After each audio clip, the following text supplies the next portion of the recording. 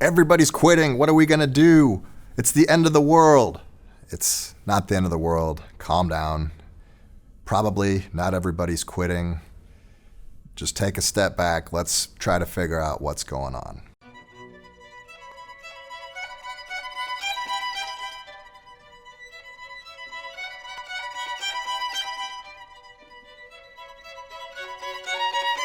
Sometimes we get a rumor and it's like, well, I heard from Billy that he's quitting, and then, and then Jared's quitting because Billy's not going to be in it and they're friends. And then, Kate has the hots for Jimmy and Jimmy's not going to be here. And then by the end of the day, like the whole orchestra's quitting. Or, you get this whole cello section and they're all buddies and they're like, you know what, we don't like this anymore. Our whole cello section's quitting. Yeah, probably not. It's probably going to be fine, but let's figure this out and see what's going on. So it's important to figure out, like, what is the enrollment process for orchestra? Like, when do students sign up to take orchestra? When are those deadlines? When do they turn in those course requests? And is it possible for them to change them after? Like, what does that process look like? So by a certain time, and it seems like it gets earlier and earlier every year, students have to sign up for orchestra for the next year. And then after they sign up or don't sign up, it gets harder to change it. Sometimes darn near impossible to change it. But you've got a time to figure out who is going to continue on with orchestra and who's dropping the class. So why not, before that happens, send out a survey? Hey, who's planning on continuing? And just have a little survey like, yes, I'm going to be in orchestra next year, or maybe I'll be in orchestra, or no, I'm not going to be in orchestra. Instead, I'm taking whatever. And that's an important category to have, because you can start finding trends. It's like, well, if they don't want to be in orchestra, what else are they doing? And is it possible for them to do both? Or is there a schedule conflict or something that excludes them from doing both? So then you can start talking to the counselors and seeing if you can work on a compromise there. The other thing is orchestra fun? Yes, we want our students to play well. We want to have a good time, but are they enjoying your class? Like, are you having fun with them? Are they, music should be fun. Not everybody just is born with this innate love for music, and we learn that over time, and until that happens, we kind of have to put in some placeholders. We kind of have to give them other stuff that they can enjoy. I think the two-set violin are just a wonderful example of this. They're great players and everything, but you can be like a non-violinist or not even a music lover, and you can watch their channel, and they have a lot of fun, and they're very entertaining, even though they're not really like, in a lot of their videos, they're not really like saying like, oh, well, here's how you play this passage better. Whatever. It's not like technical content, like sort of like this channel.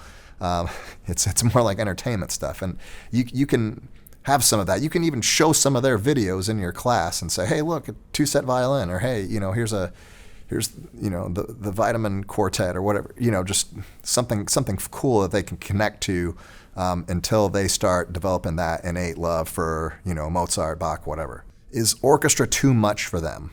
Are they having to do too much outside of class? Like, do you have this, it's like, well, you have to practice every day for 30 minutes. It's like, yeah, but I got, softball until this time. I just can't, are you making it to where they're having to make those choices? Or is there any room for compromise? Is orchestra a community that they feel like they belong to? Do they feel like orchestra is a family and they're a part of it? Do they feel like they're successful in your class? Are they successful as a player? Are they successful as a student? Are they getting along? Do they have something to look forward to for next year? Is there some kind of fun event? Is there some kind of a cool trip they can go on? Is there some kind of fun activity that they think like, yes, I want to stay in orchestra because I want to do that? In my high school orchestra program, we do everything possible to celebrate our seniors. At least one of our concerts in the year, we have a senior night, and the seniors wear sashes, and we recognize them at the concert. We have senior recognition. We do something called the Senior Stars, and on the projector where we show the announcements and everything. We highlight a senior every week, and they submit a picture and a bio and stuff, and then everybody gets to learn about that senior, and they get featured. We have literal cutout star-shaped things in the back of the classroom for seniors that have their name on them, and we have the senior stars in the back. We have special activities for seniors. We really make being a senior in orchestra a big deal so that students can look forward to being a senior and they think, hey, I want to do that. Our parents have been involved in this too. They offer scholarships to seniors so that they recognize the hardworking seniors either through performance or through service. They can get scholarships at our banquet, and so they can look forward to that as well. At our banquet at the end of the year, we also have like little plaques made, or sometimes like little trophies or trinkets, and they probably get thrown into a drawer and never seen again, but it's just something that everybody sees, and it's a way to recognize our seniors so that everybody thinks forwardly about like, hey, that's going to be me one day. I'm going to get to go through that. How special are your concerts? And not just for the top students, but for all the students in general. Like if the kid's sitting in the very back, can the parents see their student? Like how does that work out? And particularly for beginners, I think this is important that every kid be seen, and I mean literally be seen. Maybe have smaller groups come out and play. I think the Suzuki concerts do a really good job of this, where they just have like a group of violins go out and they're all in a row and everybody can see them and their parents can take their picture and they play a little piece and then they get off and then the next group comes out, and it just makes it special for them, and their parents get to really see their kid playing. Whereas you have these gigantic beginner orchestras and it's like, where's my kid? I love Bach. I love Mozart. They're my favorites, but they weren't always that way for me. I had a very different taste in music until I started to be able to play that stuff and appreciate it more. Before I could really play it, I liked more of the bubblegum stuff. And a lot of your students might fall into the same category. And so do you ever play music that your students can connect to? Do you ever do pops? Do you ever do movie soundtracks? Do you ever do rock and roll charts or whatever, the pop music that they listen to on iTunes or whatever? The concerts need to be fun for everybody. Sometimes somebody, you'll have a group where they program at least one pops piece on every concert. They usually end with it. Or what we do is, we start the year with a pops concert. Our first concert is just pops. That's all we do. And, we have drums and we have electric instruments and we just, that's all it is, pop concert. If you start to see trends, and it's like all of the students are dropping orchestra and instead they're taking this, okay, well, what is the allure to that? What does this other class have to offer? And can you offer something better? Can you offer the same thing, but do it better? So if you see these trends, maybe you can make changes in your own program to compensate for that. What are these other classes doing well? And can you incorporate any of that into your class? Whether it's musical or non-musical way to do it, you got to have students to teach, right? Orchestra teachers lose a lot of students to athletics, and it seems like we're always in competition with athletics. I don't really consider myself to be in competition with athletics. I would say most of my orchestra students are also in athletics, and I work really well with the coaches, and they work really well with me, and we have a good relationship. We're not fighting over students, and a lot of times I give up ground, and I say, go ahead, you can miss this concert and go to the football game. That's fine. The football's in the fall, and our biggest events are typically in the spring. So if they miss your fall concert to go to a football game, is it the end of the world? Is that your line in the sand? For some people it is. It's like, concerts are the most important thing we do, and that's my line in the sand, and if that's your way, fine. But for me, if they're able to participate in their fall sport or whatever, then they're there with you all the way in the spring, well, that's a student that you get to keep. Spring sports, you've got stuff like golf and tennis and track, and a lot of that stuff is during the day. A lot of that stuff isn't during the evenings. You've got basketball for a little while in early spring, but unless you're doing, some regions do their concert and sight reading pretty early, but a lot of times you can work around that.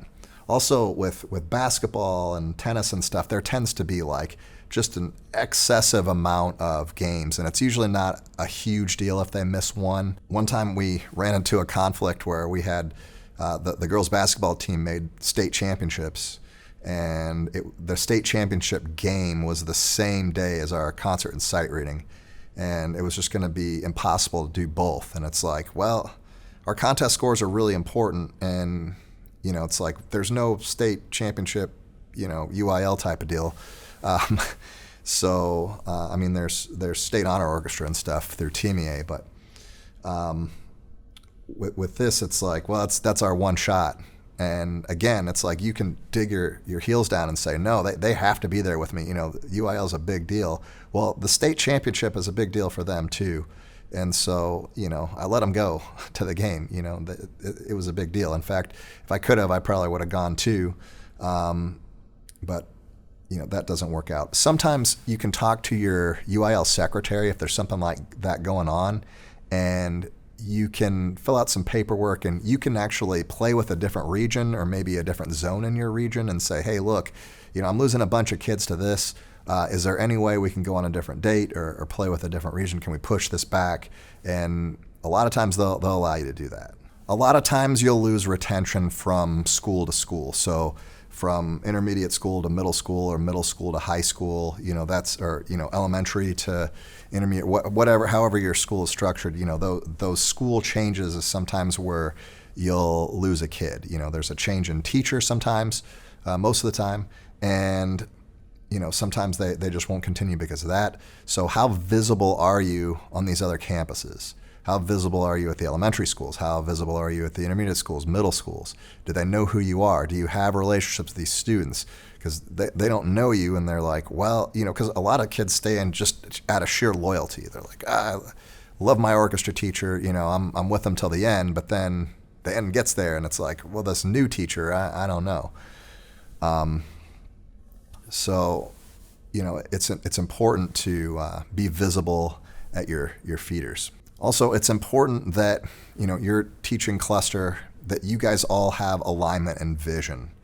And what I mean by that is, what are your values for your orchestra? What should your students be getting out of orchestra? And the students share in that vision, and is that vision vertically aligned? Okay, for me, 99% of my students don't go into music as a career. Okay, so that's completely different than a conservatory type environment where everybody, it's like, oh, I just got to be the best player I can so I can get a job, right? But best musician I can so I can get a job. Well, that's not the case for my students. And with my students, musical is their vehicle to develop the skills that they need to have to be successful in something else. Some of them want to go be a doctor or a lawyer or engineer, something absurd and crazy like that. I don't understand it, but hey, it's their life, right? But what am I doing to get them there? Am I giving them some practical real-world skills? Am I giving them something valuable that they can use? And does everybody in my teaching cluster share that alignment, and do we share that vision with the students and saying, hey, we're teaching you this. We're teaching you about key signature because detail is important. And if you're going to be an engineer, understanding the key signature is like kind of understanding units. And if you mix up your units and you mix up like the metric system and imperial system, that could go sideways in a hurry. The airplane may not stay in the sky if you mess that up. And so you want to get your key signature right so later, you can build an airplane that doesn't explode. Or, it's like, hey, you got to pay attention to that rhythm. You got to be very specific about it. If you're going to be a veterinarian, you want to be specific about the dose of medicine that you're giving that baby bunny or something and trying to keep it alive. You don't want to just kind of eyeball it and say, that looks good, right? No, you want to be very accurate and specific, and so relate it to their goals and their dreams and what they're wanting to do, and make sure that, again, you're not just introducing these concepts when they get to you, that these are happening at the levels beneath you and the levels above you. That way everything's vertically aligned. It's important to ask the question to the students, why are they in orchestra in the first place? If they can answer that question, or if the question is, I don't know, they're probably going to quit and they're not going to stay in orchestra. So before they sign up for orchestra, if they have a good reason, if they know their why, I'm in orchestra because of this, because of that. And a lot of times that why is because of the people. It's because of their friends, and it's because of you. So be there for your students, make sure they're there for each other, and a lot of times that solves the whole everybody's quitting fiasco. Hope you enjoyed this episode. Again, things are going to go wrong, but stay calm, take a step back, and see how you can solve the problems with a little bit of grace and a little bit of ease instead of just freaking out about everything. Remember, teaching is a marathon, not a sprint. Don't get burned out over these things. Just relax and figure out a strategy to work them out.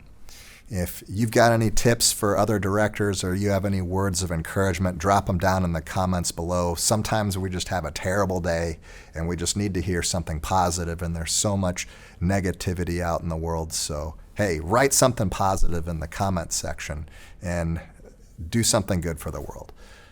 All right, we'll see you in the next episode.